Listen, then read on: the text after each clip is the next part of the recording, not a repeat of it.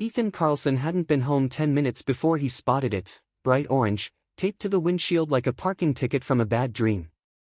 The sun hadn't yet crested the ridge behind Pinebrush Hills, but the neighborhood was already humming with the faint buzz of sprinkler systems and the soft rumble of garage doors.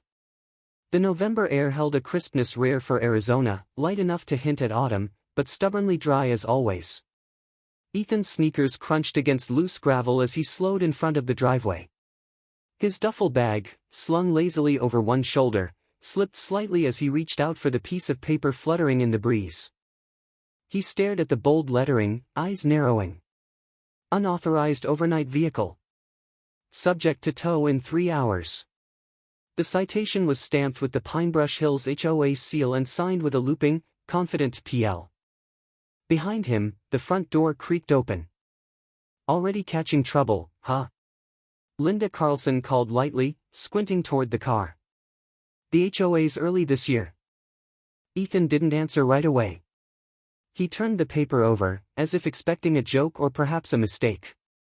But it was real. He recognized the minivan. It belonged to Uncle Ray, who had left it there 2 nights ago before flying out to Kansas for a veterans reunion. He hadn't thought twice about it. David appeared next, coffee mug in hand, his hair slightly tousled from a Saturday without meetings. Something happened. Ethan held out the notice without a word. David scanned it once, then again, his expression unreadable. Linda stepped beside him and read over his shoulder. Her brows knit into a practiced crease, the look she used to give city ordinances back when she was still practicing. There wasn't even a street violation, Ethan muttered. It's in our own driveway.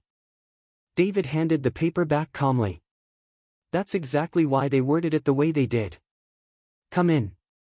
Let's check the bylaws before we move the van. Inside, the house was warm with the smell of cinnamon rolls and fresh laundry. Ethan dropped his bag at the foot of the stairs and joined his parents at the dining table. Linda had already pulled the HOA handbook from the drawer by the fridge. Its spine was cracked, pages dog-eared in frustration from years past. She flipped through with steady fingers, landing on section 6.2, no guest vehicle may remain on private driveways longer than 24 consecutive hours without registration through the HOA vehicle portal. I thought we were registered, Ethan said. We registered for last Thanksgiving, Linda murmured. That was a different portal. David reached for his tablet and opened their email inbox. Sure enough, a new message had arrived from Patricia L. at 6:47 a.m. It was a digital version of the notice, complete with timestamp, photo, and the friendly closing. Please resolve to maintain the aesthetic order of our community. Non-compliance will result in towing at the owner's expense. Warm, isn't she? Linda muttered. David only sipped his coffee and tapped the message forward, to himself. We'll document and observe, he said. For now, let's move the van to the garage. HOA doesn't control internal space, yet. As Ethan slipped on his shoes again, he caught movement across the street. A tall woman in gray leggings and a fitted athletic pullover was bending forward in a dramatic stretch, directly in front of their house.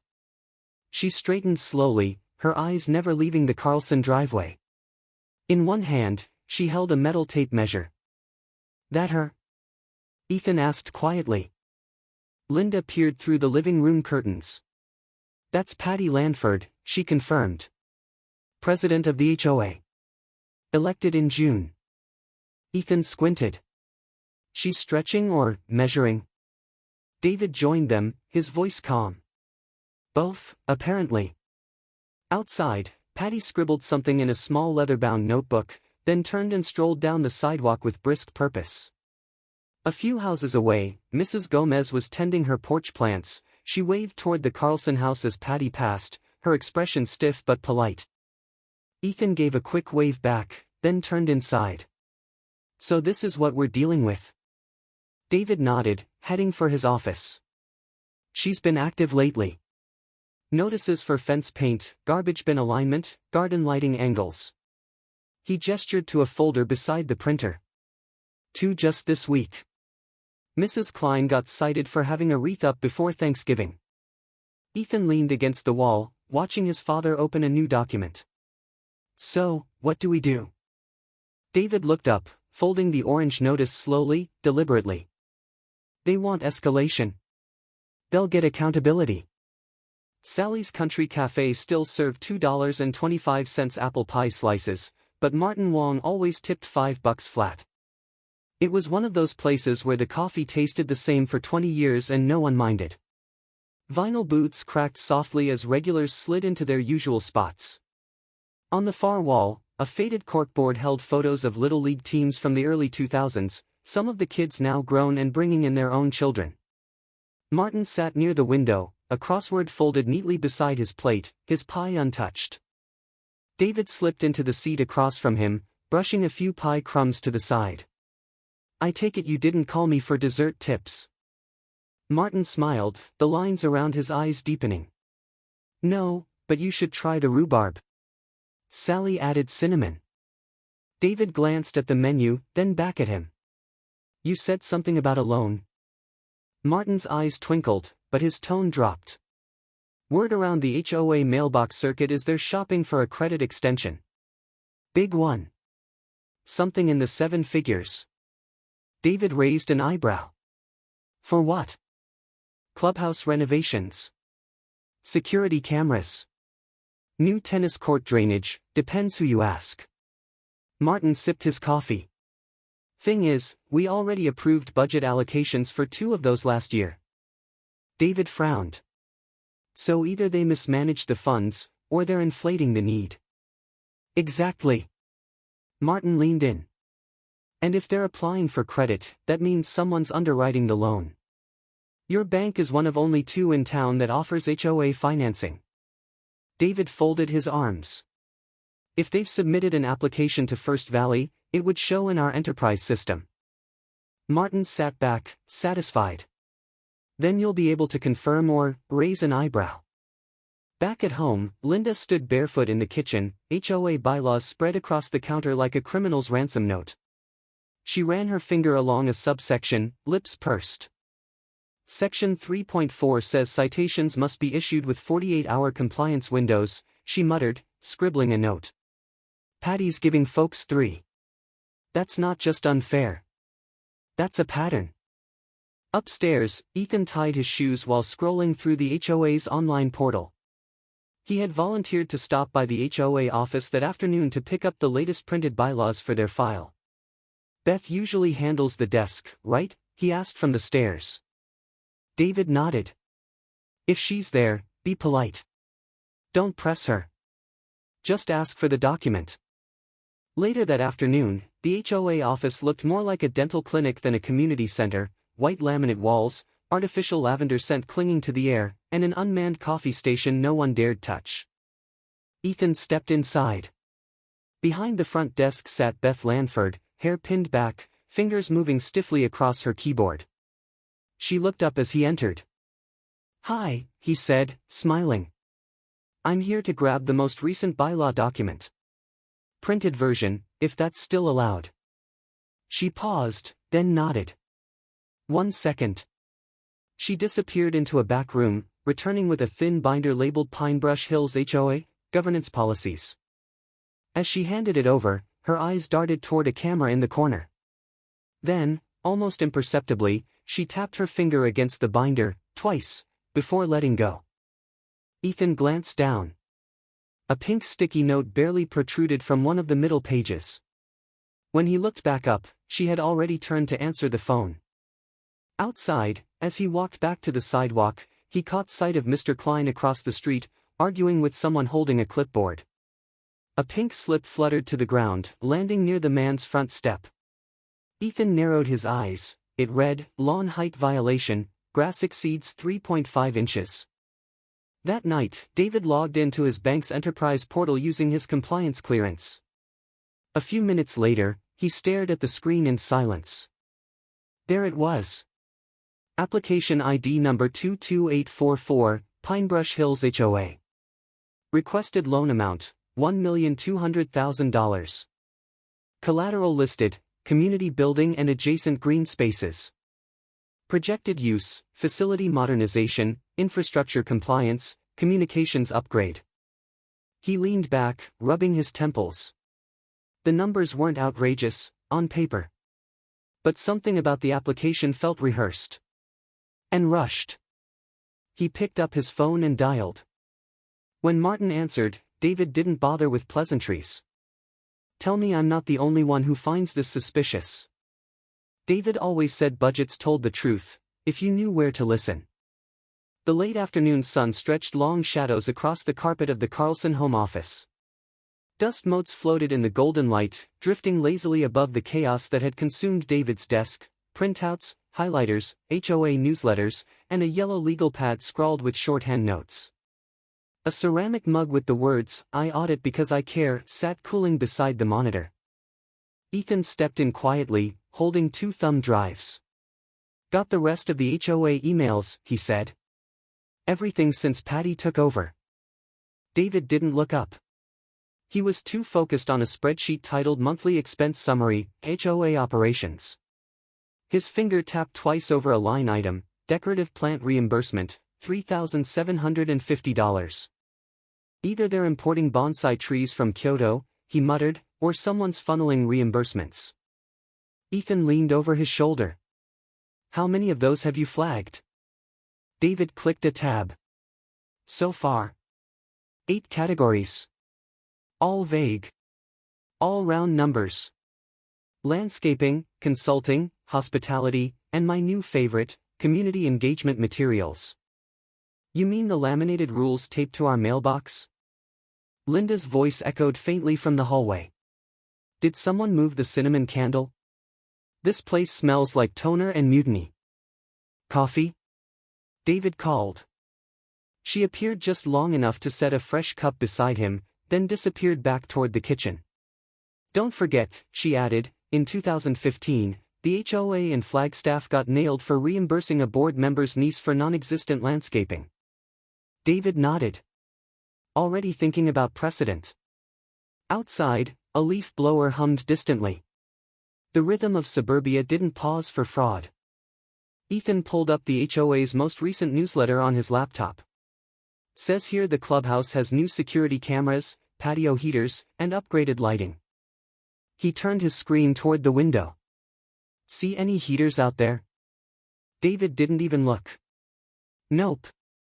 Not last week, not today. I walked the perimeter this morning." Ethan smirked. "How very spy of you." Just then, a notification dinged. Beth's name appeared in David's inbox, subject line, Clubhouse Budget Summary, Updated. "She finally sent it," Ethan said. David opened the attachment. The document looked polished but light on detail. A few line items had changed. Some values were conveniently rounded. "She's trying," Ethan offered. David didn't disagree. That evening, while walking toward the mailbox, Ethan paused as he passed the Klein house. Mr. Klein was hunched near the flower bed, pulling out strands of plastic garland. His wife stood beside him, holding a pink citation. "Unauthorized seasonal foliage," she read aloud, shaking her head. "In November." Ethan slowed. "They called it a violation." "Apparently it's too early," Mr. Klein muttered. "Patty says it undermines winter aesthetic standards." His wife added, "We've used those same decorations for years. She just doesn't like them." Ethan offered a sympathetic look. "You're not the only ones." He returned home to find David hunched over HOA board rosters and vendor contracts. His eyes moved quickly, scanning names and affiliations. Suddenly, his fingers stopped. "Got one," he said. Ethan leaned in. David tapped a vendor name, Valley Groundskeeping LLC. Then he highlighted a board member, Derek Lanford. "Her cousin?" Ethan guessed. "Brother-in-law. Registered same month Patty became president." He clicked 2 more. One listed as Community Outreach Consultant matched the maiden name of the treasurer's sister. Another vendor address matched Patty's own mailing box from a separate disclosure. David leaned back. This isn't just mismanagement. It's incestuous bookkeeping. Outside, the motion sensor lights flickered. A breeze swept across the porch. Linda passed the hallway with her hands full of folded laundry, her voice low. Patterns building. Start thinking like a prosecutor. Ethan nodded. And backing everything up. He reached for the USB and began organizing files by category: citations, financials, vendor crosslinks. The drive hummed to life as the screen glowed with folder names. Just as he finished labeling the last one, a soft thump hit the front door. Ethan opened it slowly. A folded paper rested at eye level, taped carefully. The same HOA letterhead, the same rigid font. Holiday lighting prep too early, $85 fine. By Monday morning, the Carlsons had more sticky notes than groceries, and half the neighborhood had a pink citation on their door. The dining table had disappeared beneath layers of paper. HOA bylaws overlapped highlighter street spreadsheets, taped receipts, and printed screenshots of emails with subject lines like urgent, notice of non-compliance. A rotating supply of post-it notes clung to coffee mugs, laptops, and even the base of a lamp. The whole room smelled faintly of ink and citrus cleaner. Linda hovered near the window with a mug in hand, watching Mrs. Klein pluck another pink notice from her mailbox. That's her third this week, she said, voice low. Unauthorized reindeer figurines, David replied without looking up. The HOA considers them holiday encroachment. Linda shook her head. When HOAs collect too fast, they're either underfunded or hiding something. Ethan walked in from the porch, cheeks pink from the cold. He dropped a folder onto the growing pile. Mrs. Gomez was fined for hanging a Cuban flag next to the American one. They called it a color clash violation. She baked empanadas out of spite and told me the recipe was 100 years old. David allowed a rare chuckle, then clicked a tab on his screen. Here, he said, turning the monitor. Consulting fees, $2,400 a month to Civic Impact Advisors. No address listed. No contact name. And no mention of them in any HOA newsletter or board meeting minutes. Sounds like a ghost vendor, Linda said. Or a friend. Ethan leaned over the chair. What about that landscaping company? David tapped a second column. Still charging monthly, but satellite images show no new work since August. Same weeds near the west lot. Martin Wong arrived with a canvas tote bag full of thick binders and a half-eaten apple in his hand. Sorry I'm late. Had to run down a box of old HOA audit guides from my shed. He dropped the bag on the carpet and pulled out a plastic-wrapped manual. This one's from 2009. Procedures for vendor audits, community budget transparency, and member-requested reviews. Rare find. Linda took it with reverence. You hoard very well, Martin. He shrugged. Retired auditors don't forget. By early evening, Ethan had canvassed 4 houses. Dr. Patel showed him a citation for a medical equipment box left on his porch during a shift change. I was in surgery, the doctor said quietly. It was there 4 hours. Not even opened. Violation of visible storage, Ethan read. That's reaching. He sent a quick text to Beth, you were right. Something's off. A few moments passed before her reply came, there's more. Meet me at Sally's tomorrow. As dusk settled over Pine Brush Hills, Linda sat at the end of the dining table, reading Martin's manual with a pen clenched between her teeth. She pulled a fresh sheet of letterhead from the drawer and began writing longhand, her script tight and deliberate. What's that? Ethan asked. A certified request under HOA Bylaw 9.4, she said. 5 years of financial documents. They're required to comply. David nodded in approval. I'll deliver it myself. But before he could print a copy, his phone buzzed. A message from the HOA community platform addressed to all residents. Official notice, Pine Brush Hills HOA. Certain residents are spreading misinformation to destabilize our community. Please refrain from engaging with unverified narratives. All concerns must be routed through appropriate HOA channels. Ethan read the message aloud, eyebrows raised. So, Linda said dryly, they've chosen theater over transparency. David didn't threaten, He cited policy, used terms like deferred risk, and copied legal. The hum of the HVAC in David's office at First Valley Bank filled the silence between phone calls. The carpeting, always too clean, muffled his footsteps as he paced slowly in front of the frosted glass wall. A single printout lay on his desk, the HOA loan application, flagged with a neon tab that read, "Pending reconciliation." He had already run the standard checks twice. The revenue projections didn't match past tax filings. The reserve fund allocations were vague.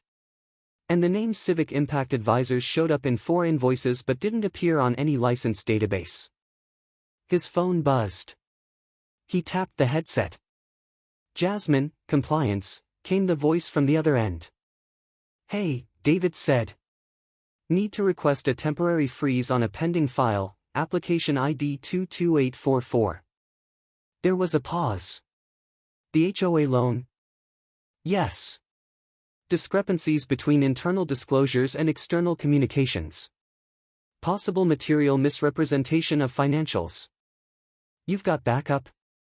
David leaned forward, speaking clearly. "I've documented 4 unresolved inconsistencies. Until clarified, continuing processing would expose us to a deferred collateral risk.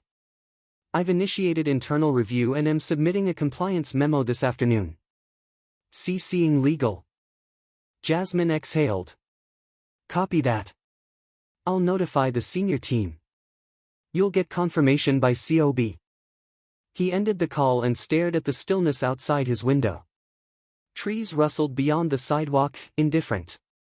From his inbox, he forwarded the freeze request, attached exhibits, and set the subject line, "Action required, integrity of application number 22844. Within the hour, the HOA's community email listserv dinged with a new message. From Patricia L., HOA President. Subject, Construction Timeline Adjustment. Dear neighbors. We've experienced a minor delay in the community center loan due to administrative reviews by the bank. This is standard procedure and will not affect our plans. We thank you for your patience as we navigate minor red tape. David read it twice. No mention of the freeze. No mention of the numbers. Just spin. Meanwhile, Ethan sat alone at Sally's Cafe, the booths empty during off hours, except for 2 retirees playing chess near the window. The waitress refilled his iced tea for the second time before Beth slid into the seat across from him, hoodie drawn up, eyes scanning the door. "I don't have long," she said, pulling a small flash drive from her pocket. "I shouldn't be doing this." Ethan frowned. "What is it?" "Original bank statements. Drafts, notes. The ones my mom had me delete." He took it, weighing it in his palm like something alive. "She asked me to shred them last week," Beth said quietly. "But I backed them up first. Just in case." Ethan nodded. "You did the right thing." Beth looked down at her napkin. "I'm not sure that matters anymore." Back at home, David and Linda sat in the office, the USB plugged into the side of her laptop.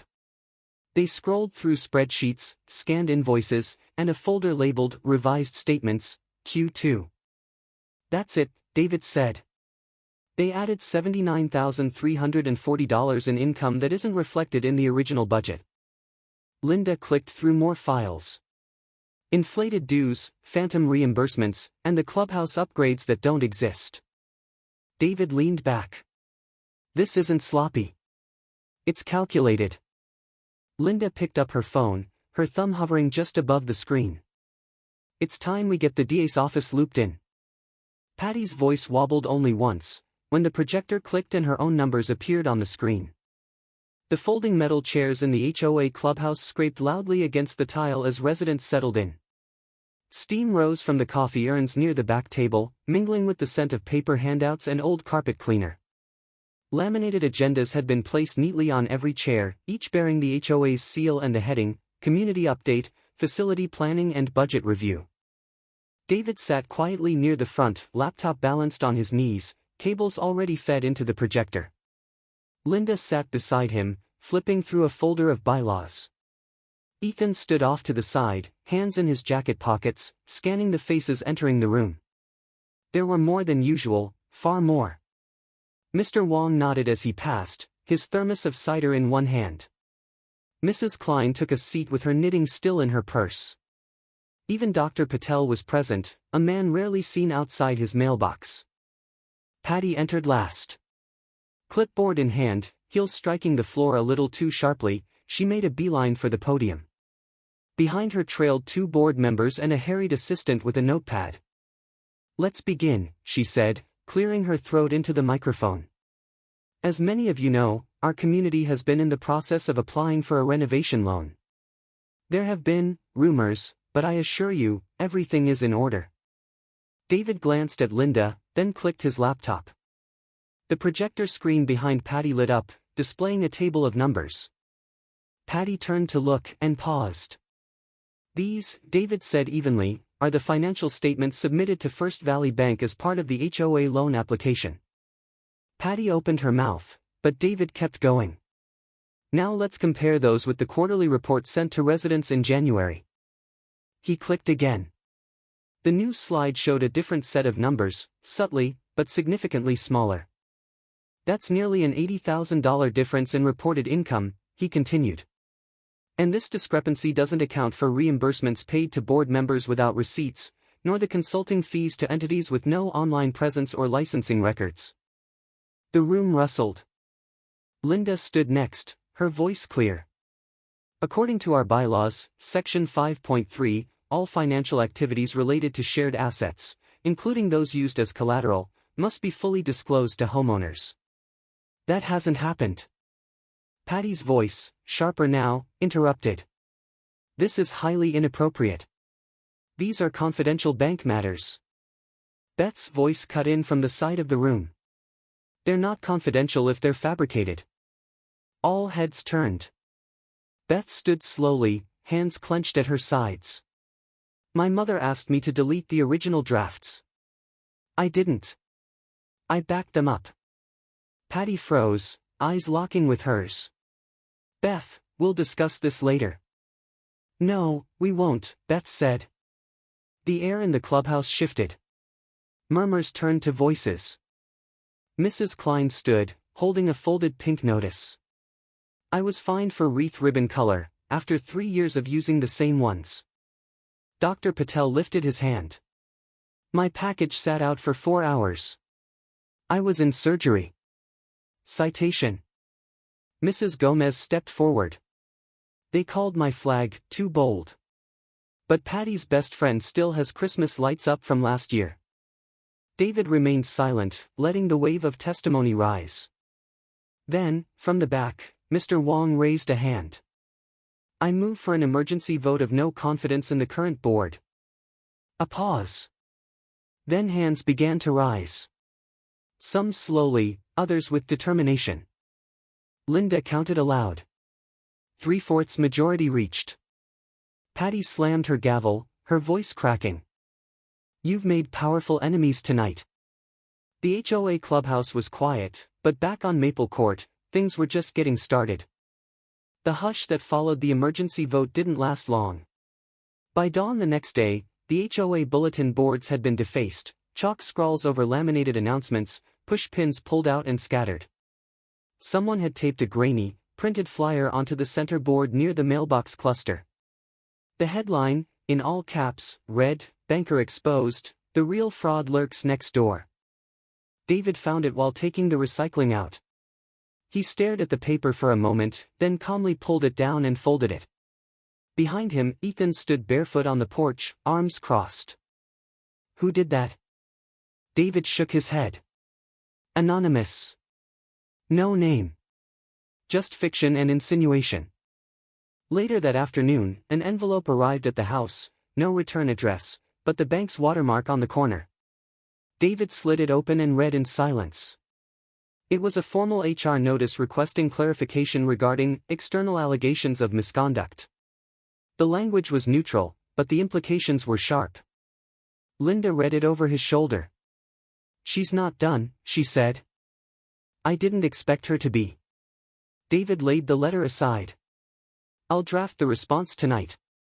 Include documentation. Timeline. Full disclosure. Linda's voice was calm, but clipped. I'll review it after dinner. That evening, Ethan passed by the front window and stopped mid-step. Across the street, a dark SUV idled under a tree, lights off, engine barely audible. It wasn't until the silhouette leaned forward in the driver's seat that he recognized the outline: sharp shoulders, short blonde hair, rigid posture. She's sitting out there, Ethan murmured. David didn't move from the dining table.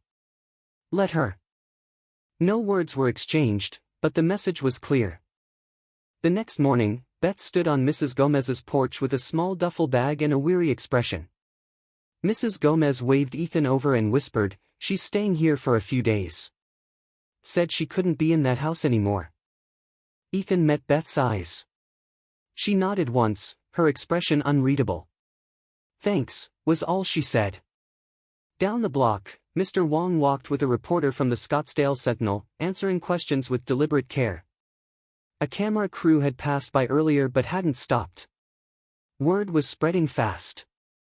Inside the Carlson home, the tone was focused, almost quiet. Linda was reviewing email archives while David assembled a binder with notes, printouts, and a typed rebuttal. The weight of it all sat like an invisible fog, but no one wavered. As Ethan stepped outside to take a call, his phone buzzed again, this time, a voicemail from an unknown number. He listened. A low, distorted voice rasped through the speaker. "Stay out of it, kid. Some families protect their own."